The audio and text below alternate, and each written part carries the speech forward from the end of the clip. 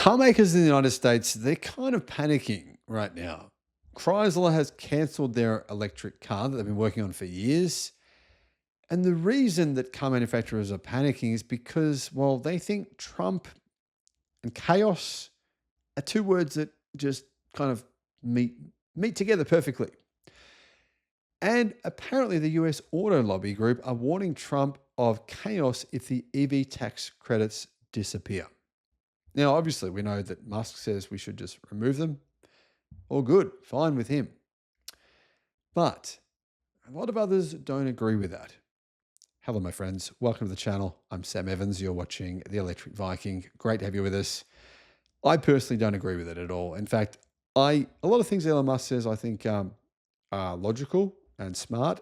And even if you don't like him, you have to sort of just say, well, yeah, that was a smart move. But in this instance, I strongly disagree with Elon Musk wanting to get rid of EV tax credits or Trump doing it as well. And I think that this won't be good. I agree with the auto lobby union.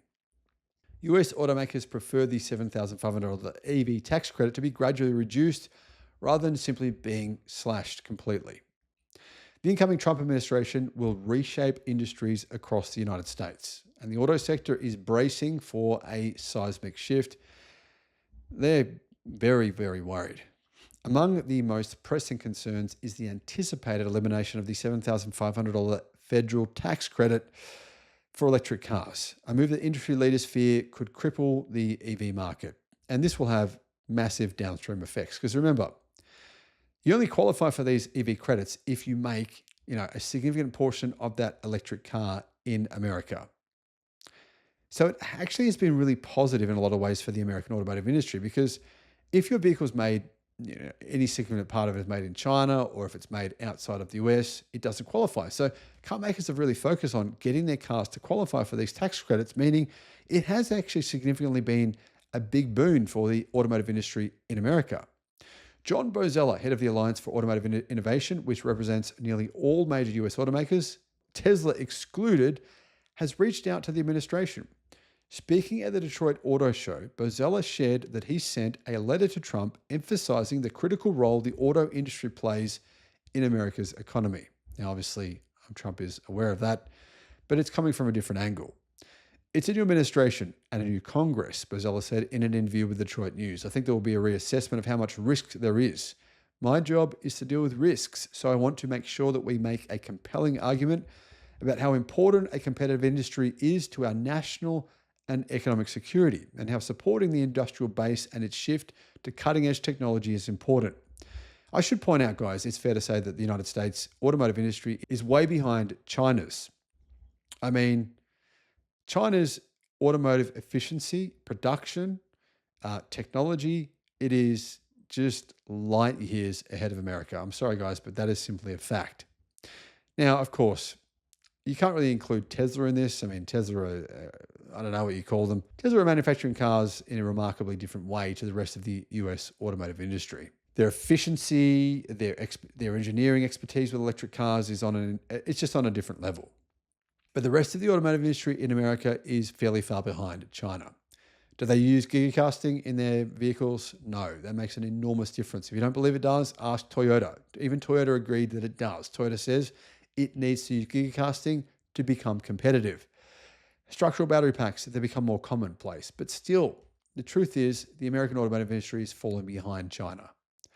And the concern here is that if you remove these credits, which are really a push towards innovation, right? They're a push towards new product, making new products to compete with China. If you remove that stimulus, America falls even further behind. And I firmly believe that's true.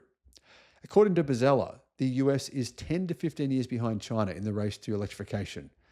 Under the Biden administration's Inflation Reduction Act, huge subsidies were provided to encourage companies to develop and manufacture EV batteries in the United States. More than $100 billion was invested into the US battery supply chain under Joe Biden's presidency. Bozella highlighted the growing gap between the US and global competitors in the race towards electrification. He estimates that America is 10 to 15 years behind China in EV development and production. This is a major concern for an industry that's heavily reliant on government incentives to stay competitive. Now, keep in mind, the automotive industry has always been reliant on government incentives to stay competitive. Not just America, not just China, not just Germany, not just Japan. All of them have been reliant on incentives from the government. Always. That has always been a fact. If you're not aware of that, that's something new you need to take into your consideration. Under the Biden administration's Inflation Reduction Act, more than $100 billion was funneled into the US battery supply chain to encourage domestic EV battery manufacturing. Carscoops.com says that these subsidies, which include a $35 per kilowatt hour production credit, have been instrumental in driving investment and enabling automakers to convert factories in the Midwest to EV production. And I believe that's firmly true. So the concern is that what happens when that all goes? Ford CEO Jim Farley emphasized just how crucial these production credits are to the auto industry. The production credit is critical for our industry, and it will be a significant impact for our industry if it goes away, said Farley, warning of the dangers of getting rid of it. Many of our plants in the Midwest that have converted to EVs depend on the production credit. We would have built those factories in other places, but we didn't. Without those credits, basically Ford, they might have to stop making EVs or at least massively slow down, because remember, Ford is losing incredible numbers. I mean, Ford, GM, they're all losing huge amounts of money producing EVs in the United States. It's so much cheaper to make them in China. The president of the National Automobile Dealers Association, Mike Stanton, is very worried about tax credits being cut. He says there's no appetite for continuing the credit within federal transition teams, but he's pushing for at least a ramp down of the credit. So even if Trump wants to get rid of it, he's saying, okay, but please don't get rid of all of it. Just slowly lower the credit. If the EV mandates go away, we're no longer chasing a government-made-up target, but we've got all these vehicles on our lot, like 200,000 vehicles, $7 billion worth of inventory, and all of a sudden they became $7,500 more expensive to sell. We need time to work out the inventory that we have, time to work with our manufacturers, maybe to adjust programs, pricing, so that we don't make everything effectively $7,500 more expensive right away. And there is the key. And that's why Elon Musk probably wants to get rid of it. Tesla can take this hit, right? They have basically no debt. The rivals all have huge amounts of debt. That is simply a fact here. If Tesla was to make no profits selling electric cars next year or this year, they can easily take that on, handle that. That wouldn't be a big deal for the company, but it would be for Tesla's rivals.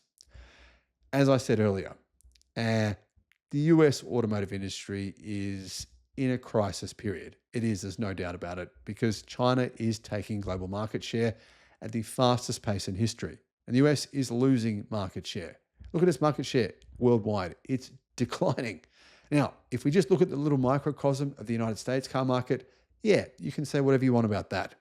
But the truth is, the world is important to the US auto market. If American automakers aren't selling any cars in China or Brazil or Mexico or Europe or anywhere else other than the United States and Canada, well, they are screwed. This is a situation where government subsidies are still needed. Remember, the automotive industry has received hundreds of billions of dollars in subsidies over the last 100 years. This is nothing new. It's no change. It's just a public way of saying to people, we're subsidizing our cars, which has always happened. It's never changed. It's just got a different name. It's about focusing on new technology, which is what electric cars are. Is it true that the US automotive industry is 10 to 15 years behind China? It is. In my opinion, it might even be more than that. What are your thoughts? Let me know what you think in the comment section below.